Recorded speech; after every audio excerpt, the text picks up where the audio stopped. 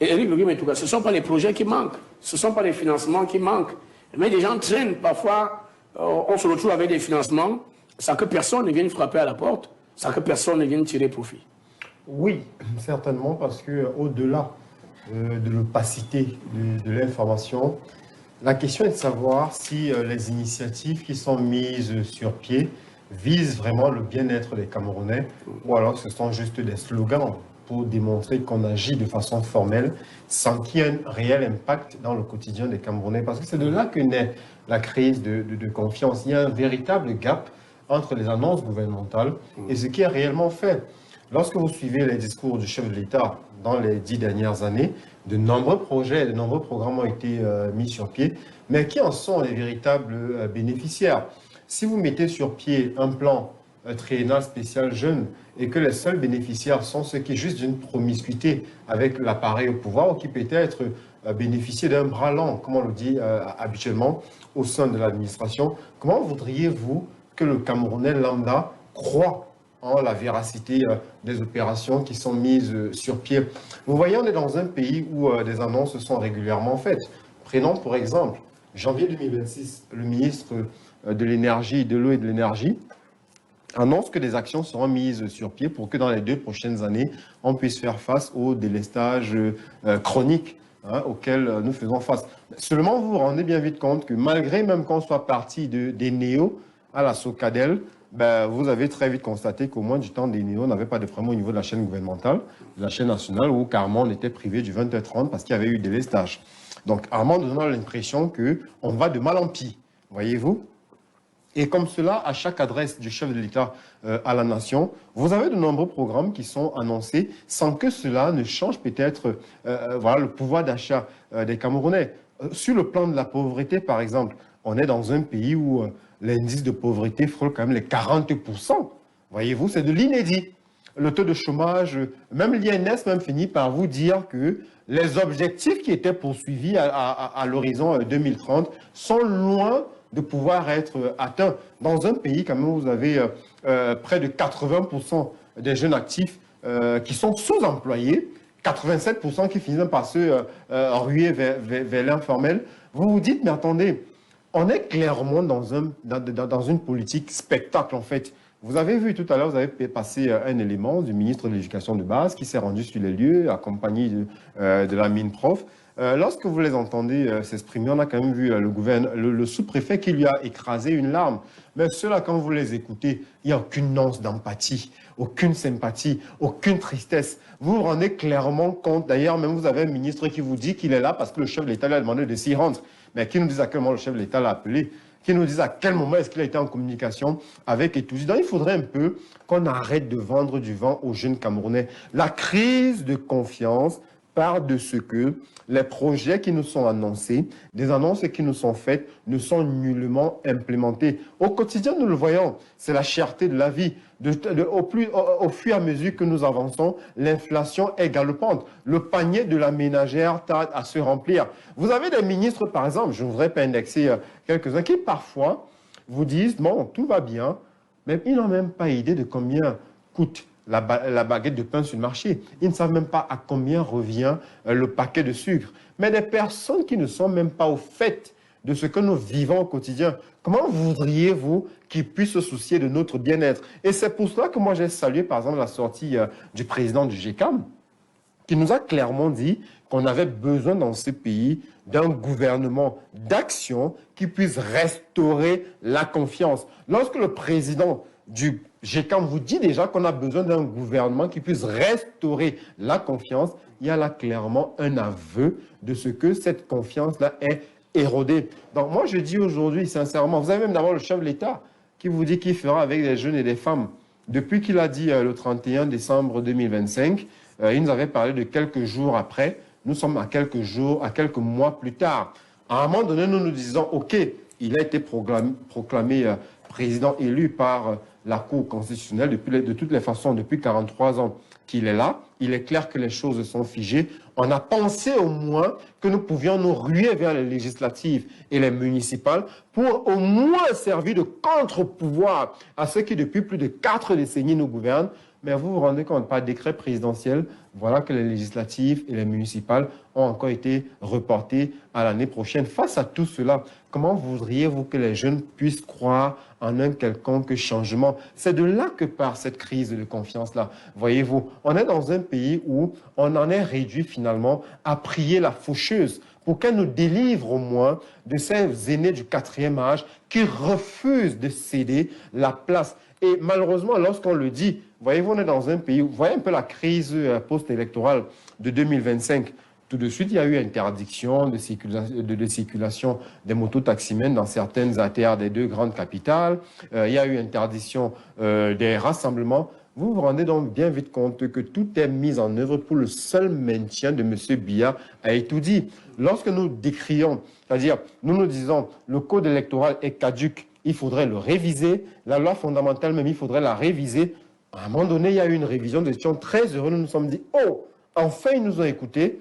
Mais très vite, on s'est rendu compte qu'ils nous sont allés changer que ce qui pouvait permettre à M. Biya de se maintenir à Etoudi.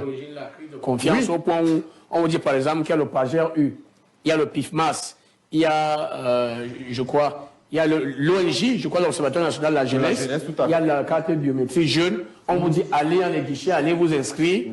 Les jeunes n'y vont pas parce que M. Biya a tout taillé à sa mesure. Vous faites très bien de poser la question et vous ne l'avez peut-être pas signalé ici. Heureusement, je suis bénéficiaire du plan triennal spécial jeune du chef de l'État, QV 2023. Et je peux vous dire à quel point moi j'ai été choqué de participer à une réunion au sein de mon CMPJ où on demandait à chacun des bénéficiaires de présenter leur projet.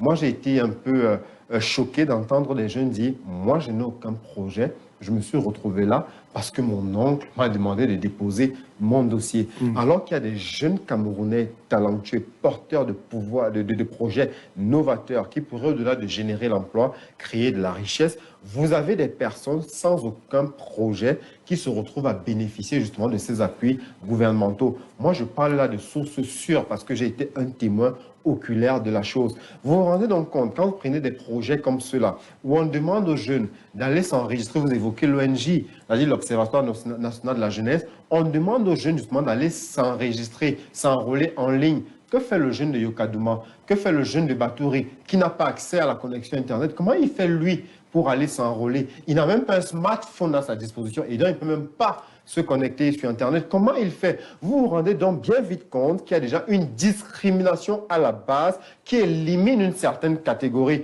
parce qu'ils n'ont pas d'outils nécessaires. Et même lorsqu'ils vont soumettre à ce projet-là, moi, j'ai créé mon entreprise de retour au Cameroun en 2018. Vous voyez que je viens bénéficier d'un accompagnement en 2023, soit 5 ans plus tard. Donc, si j'avais attendu que le gouvernement me vienne en œuvre, en aide, oui. Merci. Ou bien en appui. Voilà, jamais mon entreprise n'aurait vu le jour. Et c'est cela la réalité que vivent de nombreux Camerounais. Il faudrait à un moment donné que nous revenions à la méritocratie, parce qu'il y a un élément même fondamental qui la tue dans ce pays, cette histoire d'équilibre régional où dans certains concours, par exemple d'intégration de la fonction publique ou d'adhésion aux écoles de formation les plus prisées du pays, vous avez une certaine répartition en fonction des régions, si bien que les plus méritants parfois sont reclassés parce qu'il faille faire place à des cancres qui viennent des régions et qui ont choisi de déserter. Écoutez, lorsque vous avez un jeune qui a 18 de moyenne au baccalauréat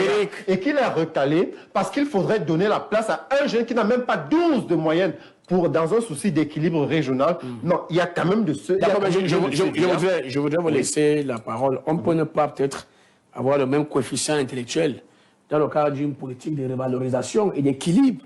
Le gouvernement a peut-être pensé qu'il faudrait également que tout le monde ait droit au chapitre. Oui, attendez. Je voudrais vous inviter à être un peu plus courtois. C'est-à-dire que lorsqu'on est sur ce plateau, vous n'allez pas verser dans le vulgaire. On peut dire qu'il y a des gens qui n'ont peut-être pas au niveau nécessaire pour essayer de rééquilibrer, mais vous n'allez pas traiter les gens de cette façon. C'est ce que je voulais comme précision. Vous poursuivez. D'accord.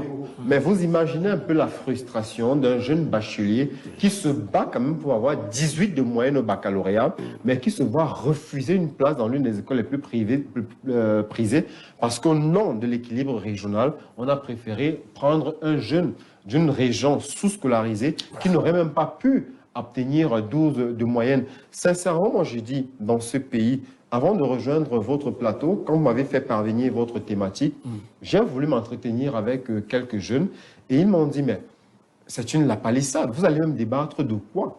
Chaque jour, nous nous plaignons, mais rien n'est fait.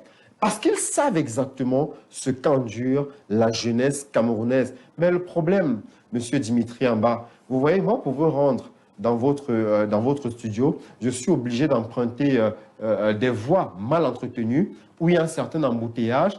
Eux, lorsqu'ils se déplacent, juste d'une certaine escorte, les routes sont d'ailleurs bloquées pour qu'ils puissent se déplacer librement. Ils n'ont pas conscience des problèmes que vous et moi rencontrons. Donc, il l'a mis pour qui? Je parle justement de ces 20% de la population qui dépensent 10 fois plus que les pauvres dans ce pays. C'est un peu la loi de Pareto. On est dans un pays où la richesse est contenue entre les mains de 20%, c'est-à-dire les plus riches, tandis que la majeure de la population ploie sous le joug de la pauvreté. D'ailleurs, si vous vous en tenez à la 5e enquête, voilà, dans les ménages camerounais qu'ils ont baptisé ECAM 5, vous vous rendez compte qu'aujourd'hui, quand même, le taux de pauvreté au Cameroun avoisine les 40%. Voyez-vous, vous allez encore plus loin. Lorsque vous voyez en 2026, si vous allez voir le taux de chômage, on est quand même à plus de 40%.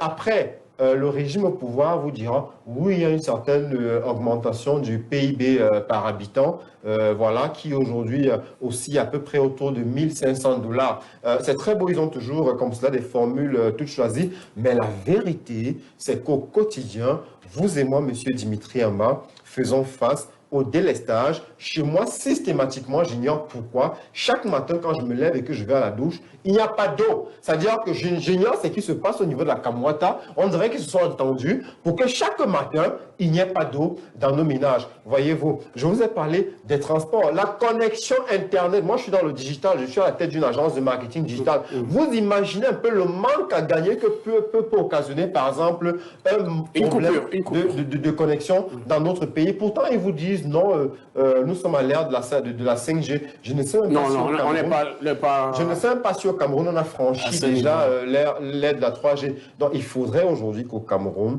que les politiques en place cessent de nous brandir des slogans, mais qu'ils se soucient réellement du bien-être commun. Et M. Biya, qui est en train de partir. Dieu lui a tout donné, il n'a jamais souffert comme nous. Hein, il est allé au lycée Leclerc partant de son petit séminaire, il a été boursier, il s'est retrouvé à l'extérieur, il est revenu comme nombre de nos gouvernants qui sont revenus et qui se sont retrouvés propulsés aux affaires. Et bien qu'il fasse aussi confiance à la jeunesse montante, à notre génération, parce que je le disais encore sur votre... Vous n'allez jamais chuter. Je vais chuter, je sors par là. On est dans un pays quand même où, lorsqu'on parle de jeunes, ces nonagénaires se disent... Si on a 20 ans de moins que nous, c'est qu'on est jeune. Non, il faudrait que leur rappeler qu'on est jeune de 15 à 35 ans et que eux qui sont arrivés aux affaires à moins de 40 ans, il faudrait qu'ils nous passent aussi le relais. Parce qu'à l'ère de l'IA, de la technologie, voyez-vous, il y a des choses qui dépassent leur entendement, qui laissent les jeunes traiter des questions des jeunes. Alors, avec vos ballons en j'imagine que vous avez souvent postulé. Est-ce que vous êtes allé à un guichet vous faire enregistrer?